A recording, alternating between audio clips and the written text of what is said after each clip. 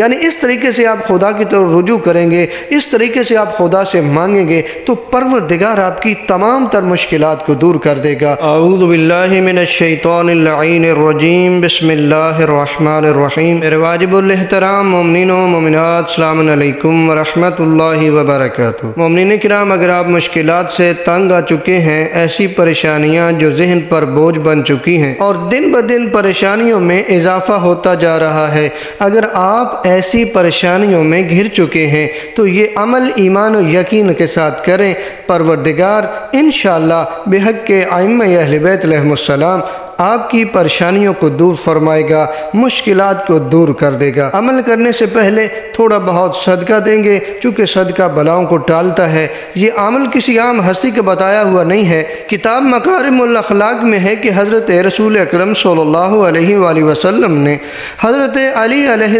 السلام سے فرمایا کہ جو کوئی مشکل اور پریشانی کے وقت اس دعا کو 10 مرتبہ پڑھے گا تو اس کی مشکل حل ہو جائے گی۔ دعا کون سی ہے آپ دیکھ رہے ہیں، بسم اللہ الرحمن الرحیم، لا حول ولا قوت الا باللہ العلی العظیم،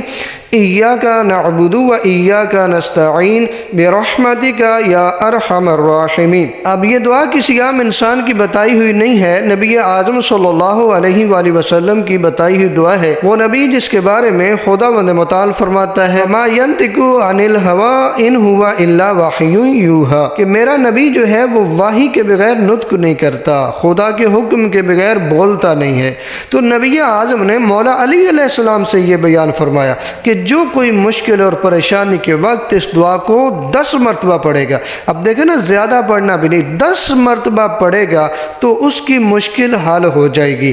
دعا بھی دیکھیں کتنی آسان ہے، بسم اللہ الرحمن الرحیم، لا حول ولا قوت الا باللہ العلی العظیم،